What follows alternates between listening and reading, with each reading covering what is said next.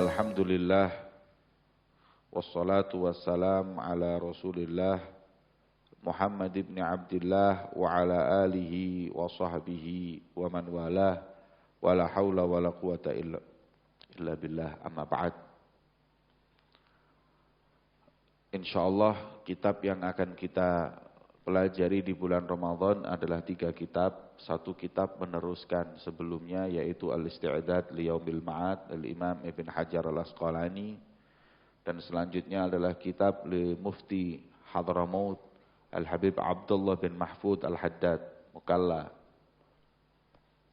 kitab tentang Ramadan yang dikenal dengan sebutan Al-Wajiz, kitab Al-Wajiz. Itu akan kita baca, jumlah halamannya 120. Insyaallah bisa menambah semangat kita dalam beribadah di bulan Ramadan ini. Dan yang terakhir, karena ini adalah bulan Ramadan Syahrul Quran, maka kita membaca kitab Al-Imam An-Nawawi yang dikenal dengan kitab At-Tibyan. Insyaallah semua kitab yang kita baca bisa menambah ketaatan kita kepada Allah, kecintaan kita kepada Rasulullah, kecintaan kita kepada Al-Quran. Amin ya Rabbal Alamin. Dalam pembukaan kitab beliau, Al-Habib Abdullah bin Mahfud, tadi pertama bersyukur kepada Allah, kemudian bersolawat kepada baginda Muhammad SAW. Kemudian beliau memberi intisari dari kemuliaan bulan Ramadan, di mana Ramadan ini keistimewaannya ialah justru ada pada waktu. Kalau puasa, sebagaimana semalam saya sampaikan, bukan menjadi khususiyah untuk kita umat Nabi Muhammad, karena umat-umat terdahulu pun juga berpuasa. Tapi yang istimewa adalah bulan Ramadan. Kenapa Allah menganugerahi bulan Ramadan untuk kita umat Nabi Muhammad? Tiada lain, kata beliau, karena umat Nabi Muhammad ini adalah umat yang paling pendek di antara semua nabi. Maka mereka enggak mampu bisa beribadah seperti umat-umat terdahulu. Umat-umat terdahulu itu, mereka keluar dari rumah, pergi berjihad, balik lagi, itu sudah 90 tahun. Karena usia mereka mungkin 1000, 1100. Nah, umat Nabi Muhammad ini usianya 60, 70. 80 sudah Masya Allah, 90 sudah jarang, 100 lagi bisa dihitung. Maka mana mungkin kita beribadah seperti umat-umat terdahulu kalau usia kita hanya sebegitu pendeknya. Maka Allah anugerahkan kepada kita umat Nabi Muhammad bulan, yang mana bulan ini ibadah yang kita lakukan di tengah-tengahnya memiliki pahala yang berlipat ganda. Sampai disebut di situ ada satu malam saja namanya malam Lailatul Qadar. Di mana malam itu khairun min alfi syahr, lebih baik dari 1000 bulan, 83 tahun. Khairun itu lebih baik. Bisa jadi bukan ka'alfi syahr, seperti 1000 bulan. Makanya salah kalau ada yang bilang ini malam 1000 bulan, salah. Allah enggak pernah berkata kalau ini malam 1000 bulan. Lebih afdal dari 1000 bulan, kata Habib Umar, lebih afdal itu bisa jadi 1000, bisa jadi 2000, bisa jadi 3000.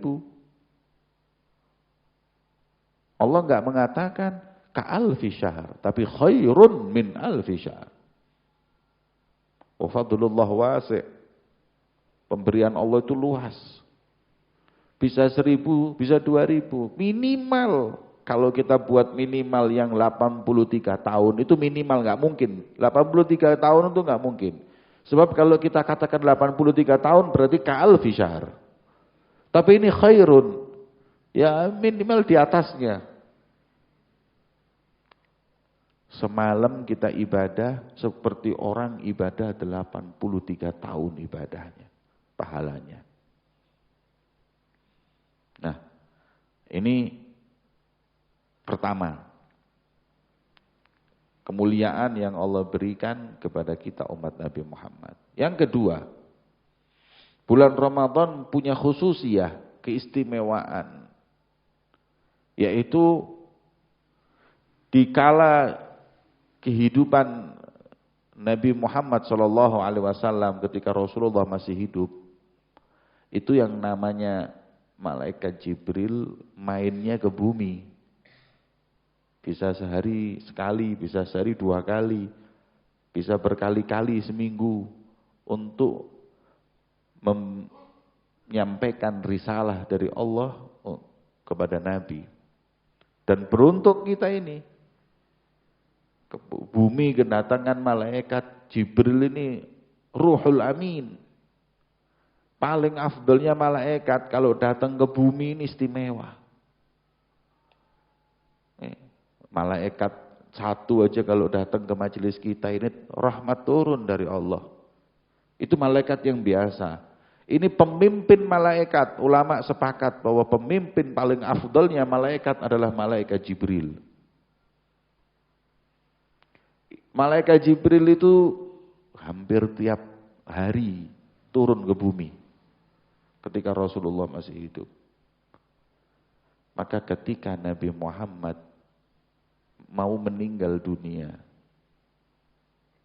ada seorang sahabat yang berkata, "Ya Rasulullah, ini kalau engkau sampai meninggal dunia, gak mungkin lagi malaikat Jibril untuk datang ke bumi ini. Bumi sudah ditalak 3 sama malaikat Jibril mungkin. Buat apa ke bumi? Karena di bumi ini tidak ada Rasulullah. Sudah gak ada Nabi. Sudah gak ada Nabi, gak ada Rasul. Tugasnya malaikat Jibril datang menyampaikan risalah dari Allah untuk Nabi dan Rasul. Tapi sudah ditutup dengan Nabi Muhammad sudah. Gak buat apa lagi ke sini. Gak ada tugasnya sekarang malaikat Jibril untuk datang. Ini mau apa? Makanya sahabat mengeluh kepada Rasulullah. Ya Rasulullah, sudah malaikat Jibril gak akan datang. Kemudian ayat ini tadi menerangkan, Inna anzalnahu fi lailatul qadr. Wa ma adraka ma lailatul qadr. Lailatul qadri khairun min alfi syahr. Tanazzalul malaikatu waruh. Siapa ruh itu? Malaikat Jibril. Kabar gembira bahwa malaikat ar-ruh di situ fiha, di malam tersebut ikut turun, berarti masih malaikat Jibril kembali ke muka bumi ini di malam yang disembunyikan oleh Allah, yaitu malam Lailatul Qadar. Maka beruntunglah orang yang beribadah di malam ketika turunnya malaikat Jibril alaihi salam. Kemudian beliau Al-Habib Abdullah bin Mahfud mengatakan bahwa ini kelebihan daripada bulan Ramadan. Makanya bulan Ramadan ini banyak pemberian dari Allah yang tidak berhenti. Di antaranya karunia Allah di bulan Ramadan adalah tuftah abwabul jannat. Dibuka pintu surganya Allah, wa tughlaq abwabul jahim, dan ditutup pintu neraka, wa tughallu, dan diikat al-maradah minasyayatin, setan-setan tadi itu diikat. Ini kelebihannya bulan Ramadan. Idza jaa syahrul Ramadan futihat abwabul jannah wa ughliqat abwabun wa sulsilati asyayatin. Cukup. Itu bulan Ramadan. Dalam riwayat yang lain, kalau sudah masuk bulan Ramadan, Allah berfirman kepada surga, wahai surga, tazayyani wasta'iddi. Surga, hias dirimu, siap-siap, buka pintumu untuk mereka orang-orang yang berpuasa di bulan Ramadan. Itu termasuk daripada hadis yang mengungkap keutamaan meninggal di bulan Ramadan. Ya. Kemudian hadis wa ajma' hadis, dan yang paling mencakup keutamaan Ramadan adalah hadisnya Salman yang semalam saya sampaikan, ya ayuhan nas, khatabana Rasulullah khutbah dan berkata, khutbah Nabi itu hadis yang paling lengkap mengungkap tentang keutamaan bulan Ramadan. Kemudian wa hadzal hadits in kana ba'dul muhadditsin dha'afahu fa inna ahaditsal fadail qabilal ulama fiha al haditsu dhaif ma lam yakun fihi muttaham bi kadzib aw wada' wa sara dzalika ijma'an. Hadis ini semestinya enggak kuat, bukan hadis yang sahih, tapi ini hadis yang dhaif. Tapi kan kita semuanya tahu kalau kita belajar manhalul latif, kita belajar mustalah hadis, tidak semua hadis dhaif itu kita tinggal, kita buang, tidak. Untuk hujjah, untuk akidah enggak boleh, tapi untuk fadailul a'mal boleh. Asal dengan beberapa syarat. Pertama, an la yastadda dha'fuhu, enggak kebangetan dhaifnya. Makanya enggak ada muttaham bi kadzib aw wada', enggak sampai maudhu, enggak sampai dibilang pembohong dan lain-lainnya. Kemudian untuk fadhailul a'mal enggak banget dhaifnya. Kemudian tidak juga punya lahu aslun fi syara'.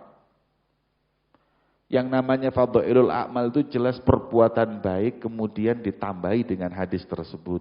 Umpama tentang silaturahim.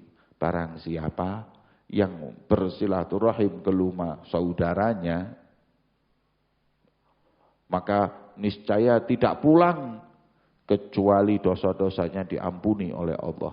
Nah, kalau ada hadis seperti itu, umpama hadis seperti itu hadis dhaif, bisa kita amalkan karena silaturahim itu memang anjuran Allah dan Nabi-Nya Muhammad.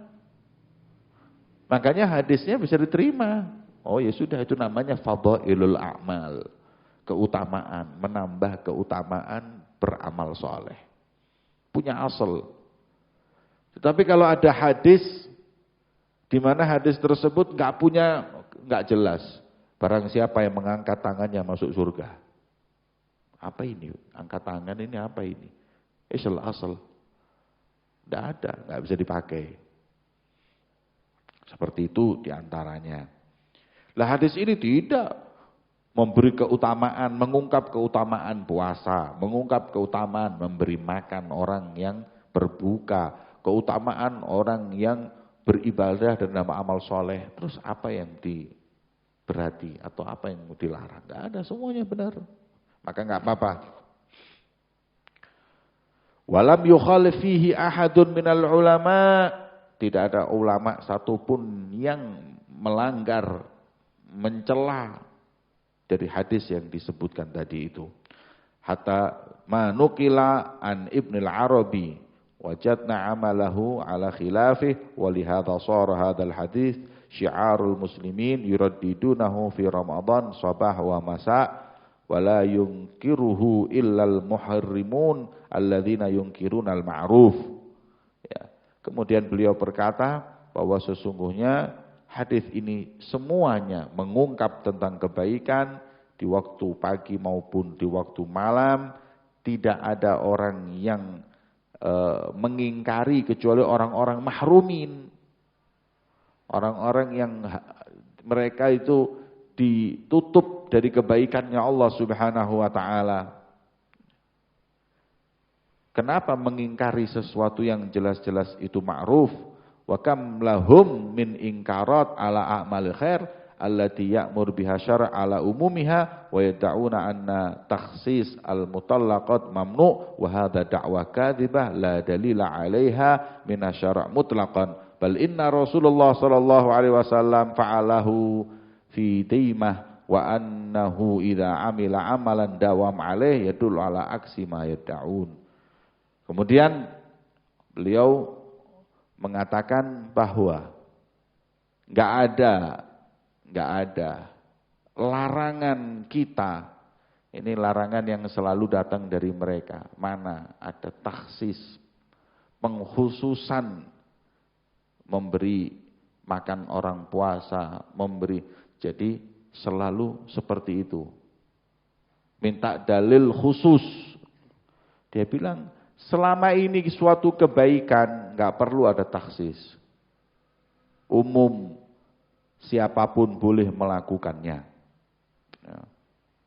Siapapun boleh melakukannya. Hadza an Ramadan bidzat wa ma'an siyam fa innahu fardhah katabahullah ala jami'il umam qablana kama huwa nasul ayah. Jadi ini kemuliaan yang saya sampaikan adalah kemuliaan Ramadan. Dan adapun kemuliaan puasa sama seperti umat-umat yang terdahulu. Semoga Allah Subhanahu wa taala mengangkat, menerima segala amal ibadah kita di bulan yang mulia ini, bulan Ramadan. Amin ya rabbal alamin.